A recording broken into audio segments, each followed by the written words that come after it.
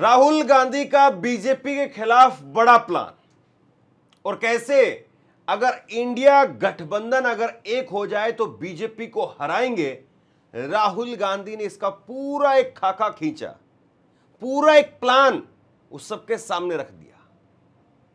India गठबंधन की अभी बैठक हुई 8 जून को दिल्ली के अंदर, और राहुल गांधी ने इंडिया गठबंधन की बैठक के अंदर, जहां कोई नहीं था, कोई नहीं मींस कोई पत्रकार नहीं था, किसी का चैनल यानी एएनआई का कोई कैमरा वहां पर था नहीं, लेकिन राहुल गांधी ने वहां की जो बातचीत थी, 8 मिनट का जो राहुल गांधी ने वहां पर वक्तव्य दिया, अपनी बात कही, वो राहुल गांधी ने रिलीज कर दिया है। और राहुल गांधी ने बताया कि भाई अगर आप तैयार हो तो इस तरीके से बीजेपी को हरा सकते हैं। राहुल गांधी ने जीत का फॉर्मूला दे दिया, बीजेपी का हार का रास्ता बता दिया, और मोदी और शाह की कैसे नींद उड़ी हुई है, इस चीज को जरा गौर से देखिए। राहुल गांधी ने ये एक वीडियो रिलीज किया है, और ये ऑडियो पॉडकास्ट की रूप में है। ऑडियो पॉडकास्ट से मतलब ये है कि यानी इसमें केवल आवाज है, यानी जो कुछ उन्होंने वहां पर कहा उसकी वीडियो नहीं है, केवल आवाज है, और आवाज भी अंग्रेजी में है। राहुल गांधी ने क्या कुछ कहा है, मैं एक एक करके उसका पूरा हिंदी ट्रांसलेशन आपके सामने रखने जा रहा हूं। और ना केवल उसका हिंदी ट्रांसलेशन आप सुनिए, बल्कि उसके साथ साथ word to word, line by line, Rahul जो बात कह रहे हैं उसमें कितनी सच्चाई है, कितना दम है, इस बात को भी कसौटी पर कसने का काम करेंगे। तो राहुल गांधी ने जो कुछ कहा, मेरे बगल में आप यहां पर देखते चले जाइए। काफी लंबी जो है वो हिंदी ट्रांसलेशन है इसकी, क्योंकि 8 मिनट से ज्यादा की लंबी जो है ये ऑडियो है, और इसका पूरा हिंदी ट्रांसलेशन आसान भाषा में आपके सामने रख रहा हूं। तो राहुल ने सबसे पहले तो कहा कि मैं आप सभी का स्वागत करता हूं और यहां पर आने के लिए आपको धन्यवाद देता हूं। इसके बाद में उन्होंने कहानी की शुरुआत की। वो कह रहे हैं कि कई साल पहले मेरी एक दोस्त से बहस हुई थी।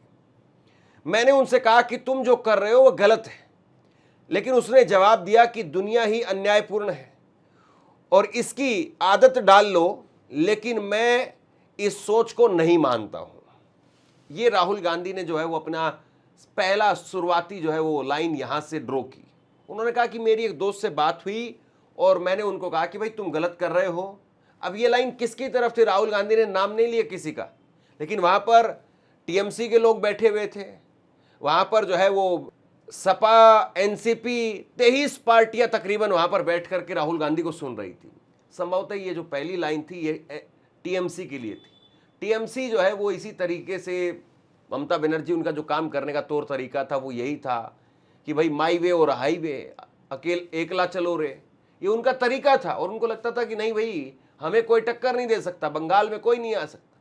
तो राहुल गांधी ने पहले तो नसीहत दे दी कि भाई एक दोस्त ने मुझसे कहा कि दुनिया ही ऐसी है, ऐसे ही आदत डाल लो। तो मैंने कहा कि नहीं, मैं इसको नहीं मानता हूँ। इसके आगे उन्होंने कहा कि आज कांग्रेस पार्टी के बारे में जो बातें कही गई, आलोचनाएं की गई, मैं उन सबको स्वीकार करता हूँ। शिव जी की तरह हम आलोचना का विष पीने को तैयार हैं। अगर किसी को कांग्रेस या मुझसे शिकायत है तो उसे हम मुस्कुरा करके सुनेंगे। यानी राहुल गांधी से पहले वहां पर हर कोई बोल चुका था। अखिलेश यादव बोल चुके थे, बाकी के और तमाम जो नेता आए हुए थे, या उद्धव ठाकरे जो ऑनलाइन जुड़े हुए थे, सब वो अपनी अपनी बात रख चुके थे। राहुल गांधी ने बोला और उसके बाद में मल्लिकार्जुन खड़गे ने जो है वो आखिरी में बोला, ये बताया जाता है। तो उन्होंने कहा कि जितनी बातें आपने कांग्रेस के खिलाफ कही है, हमें लेकर के जितनी आप आलोचना कर रहे हैं, हमारे रवैयों को लेकर के आप सवाल खड़ा कर रहे हैं, हम सबको सिर झुका करके तैयार कर उसको स्वीकार करते हैं। हमारा काम है सभी विपक्षी दलों को प्रेम और सम्मान के साथ में एकजुट करना। कांग्रेस बाकी पार्टियों से अलग है क्योंकि इसकी शुरुआत आज़ादी की लड़ाई के दौरान एक प्रतिरोध के रूप में हुई थी, एक आंदोलन के रूप में हुई थी। कांग्रेस का मूल विचार है कि भारत के सभी नागरिक बराबर हैं, यानी हम सबको बराबरी का दर्जा देते हैं, और हम बीजेपी और आरएसएस से अलग हैं, ये राहुल कह रहे हैं। हम आरएसएस और बीजेपी की विचारधारा से पूरी तरह से असहमत हैं। कांग्रेस कभी भी आरएसएस या बीजेपी के सामने नहीं झुकेगी, ना ही समझौता करेगी।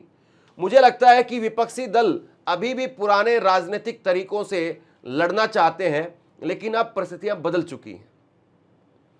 बीजेपी का प्रभाव सरकारी संस्थाओं पर, नौकरशाही पर, जांच एजेंसियों पर और चुनाव आयोग तक पहुंच चुका है।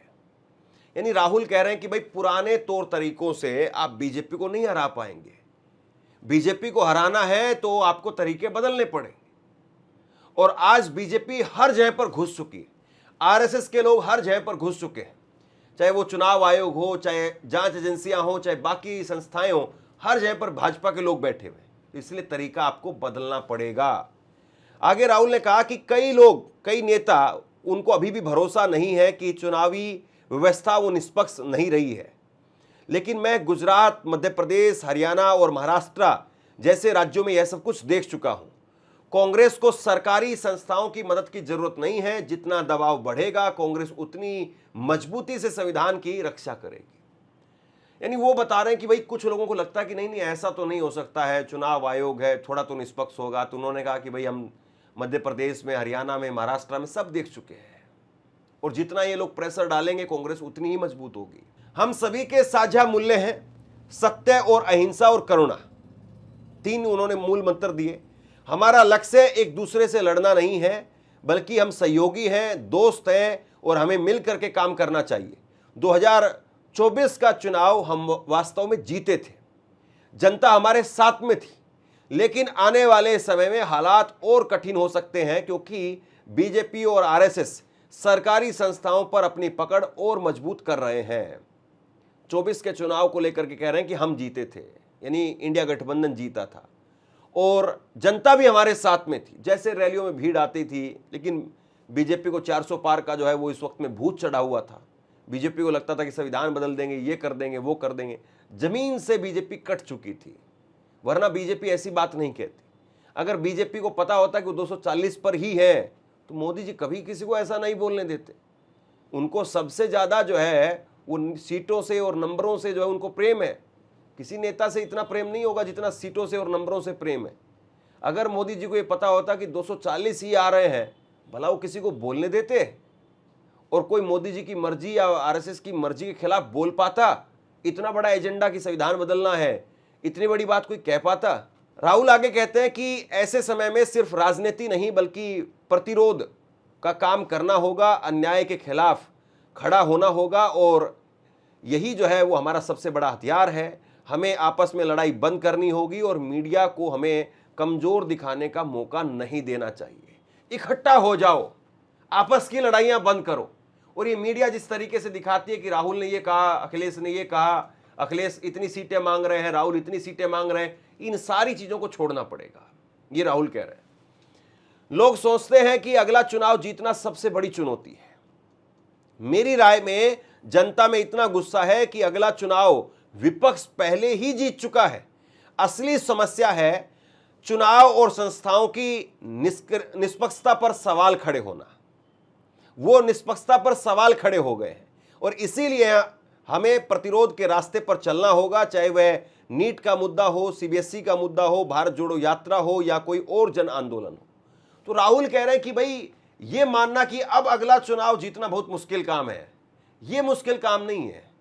मुश्किल काम दरअसल ये है कि हम लोगों को विश्वास नहीं दिला पा रहे हैं। मुश्किल काम ये है कि हम लोगों के साथ में अगर खड़े हो जाएंगे, और लोगों के जो मुद्दे हैं अगर उनके साथ में खड़े हो जाएंगे, तो फिर अगला चुनाव जीतना कोई मुश्किल काम नहीं है। लोगों में गुस्सा बहुत है, लेकिन चुनाव आयोग जो निष्पक्ष नहीं है उसको ठीक करना होगा। उसकी निष्पक्षता पर जो सवाल खड़े हो गए हैं उसको ठीक करना होगा। हम चुनाव बड़ी आसानी से जीत जाएंगे। और इसके बाद में आगे वो कहते हैं कि मैं विपक्षी एकता के लिए हर अपमान, हर आलोचना सहने को तैयार हूं। मेरे लिए यह सिर्फ राजनीति नहीं बल्कि एक नैतिक और आध्यात्मिक जिम्मेदारी है। ममता बनर्जी, उद्धव ठाकरे, तेजस्वी यादव और अन्य नेताओं को चुनावी प्रक्रिया पर जो संदेह है, मैं कहता हूं कि उन्हें संदेह छोड़ देना चाहिए। चुनाव में गड़बड़ी हो रही है। तो राहुल गांधी सीधे तौर पर यह कह रहे हैं कि भाई जितनी मेरी बुराई करनी है, जितनी मेरी आलोचना करनी है, मैं सारी बुराई, सारी आलोचना सहने के लिए तैयार हूं। लेकिन आप लोगों को जो है वो अब इकट्ठा होना पड़ेगा। मैं राजनीति के लिए बात नहीं कह रहा हूं, मेरी ये आध्यात्मिक जिम्मेदारी है। जाहिर सी बात है, राहुल गांधी वो कुछ भी नहीं करेंगे तब भी वो पूरी जिंदगी राजाओं की तरह से निकाल सकते हैं, इसमें कोई शक शुबा नहीं है। लेकिन वो ये कह रहे हैं कि भाई ममता बनर्जी हो, चाहे उद्धव ठाकरे हो, चाहे तेजस्वी यादव हो, इनको शक नहीं करना चाहिए, इनको मान लेना चाहिए कि गड़बड़ी है। और उसी लिए उसी तरीके से इनको काम करना होगा। राहुल ने कहा कि सोशल मीडिया, न्याय व्यवस्था, नौकरशाही और एजेंसियां सब मिलकर के इस सरकार को सत्ता में बनाए रखने के लिए मदद कर रही है। लोगों को लगता है कि राहुल गांधी को कोई ये बात कह दे, राहुल गांधी को ये सलाह दे दे, राहुल गांधी अगर ऐसा कर दें, राहुल को सब पता है। लेकिन दिक्कत यह है कि सिस्टम बचा नहीं है। मीडिया से लेकर के सोशल मीडिया, न्याय व्यवस्था, नौकरशाही, एजेंसियां सब मिलकर के भाजपा को जिताने के लिए काम कर रही है। आप एक वीडियो डाल दीजिए मोदी जी के नाम पर, एक वीडियो डाल दीजिए किसी और नाम पर, एक वीडियो डाल दीजिए कॉमेडी के नाम पर, एक वीडियो डाल दीजिए राहुल गांधी के नाम पर, तीनों की रीच देखिए आप कि तीनों कहां तक जो है वो जाती हैं, कितने लोगों तक जाती है। जो कॉमेडी वाली वीडियो होती है ज्यादा चल जाती है, जो पॉलिटिकल जो न्यूज है, पॉलिटिकल जो कंटेंट है वो चल ही नहीं पा रहा है, उसको तो लोग शेयर कर रहे हैं अपने आप से। आप इस वीडियो को भी शेयर नहीं करेंगे तो इस वीडियो पर जहां पर मान लीजिए कि 1 लाख व्यूज आने हैं, 80,000 आएंगे। आप लोग शेयर करेंगे तो 1 लाख के 2 लाख हो जाएंगे।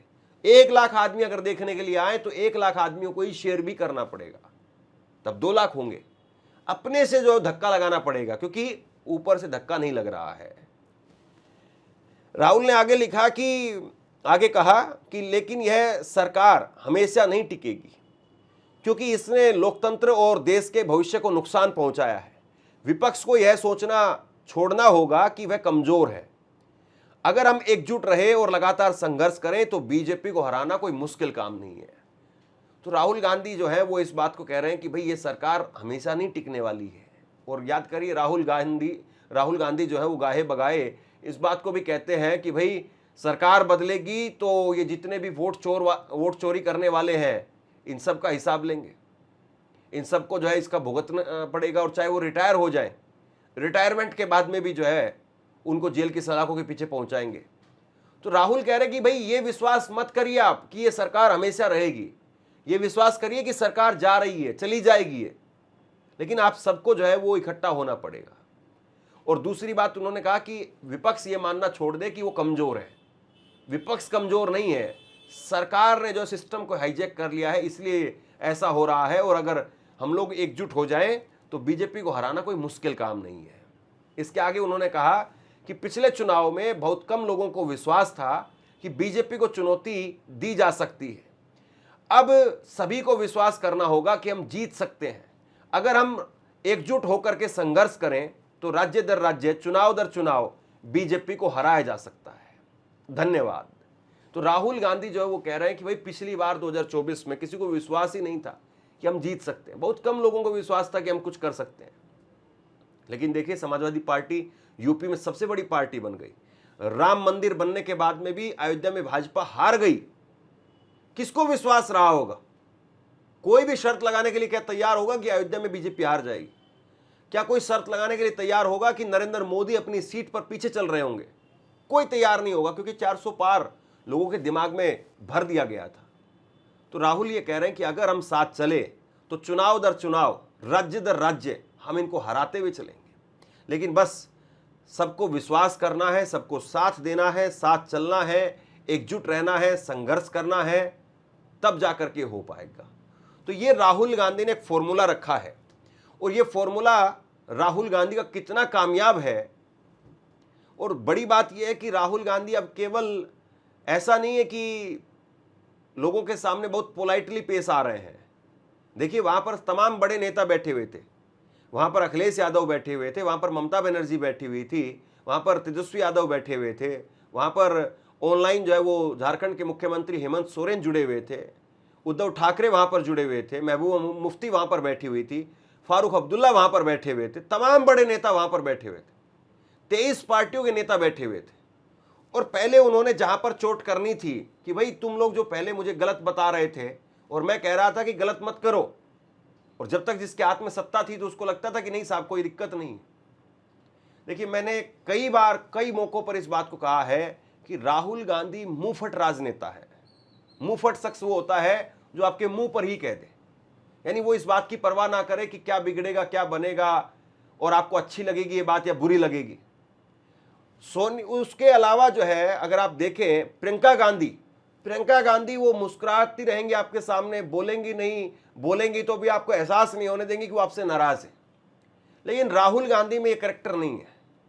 राहुल गांधी ऐसे आदमी है कि अगर आपसे नाराज हैं तो आपको मुंह पर कह देंगे, चाहे आप नेता हैं, पत्रकार हैं, ब्यूरोक्रेट हैं, कोई भी है, चाहे वो अपने पक्ष के हैं, चाहे विपक्ष के हैं, चाहे सत्ताधारी पार्टी के नेता है, अगर आपसे नाराज है तो आपके मुंह पर बोल देंगे। तो राहुल गांधी जो है वो पहली लाइन वो कहां से शुरू कर रहे हैं और आखिरी लाइन वो कहां खत्म कर रहे हैं, और राहुल की बातों में कितनी सच्चाई है, ये मैं आपसे सवाल पूछना चाहता हूं। क्या राहुल गांधी जो फॉर्मूला रख रहे हैं, क्या उसमें कोई दम है? आपको लगता है कि राहुल गांधी के इस फॉर्मूले से विपक्ष बीजेपी को हरा सकता है, नरेंद्र मोदी को हरा सकता है? और सबसे बड़ी चुनौती तो अभी है, सामने है यूपी। क्या यूपी में अखिलेश और राहुल वहां पर अगर एकजुट हो तो क्या बीजेपी को, मोदी को, योगी को हराया जा सकता है? और अगर यूपी में ऐसा हो गया फिर खेल खत्म।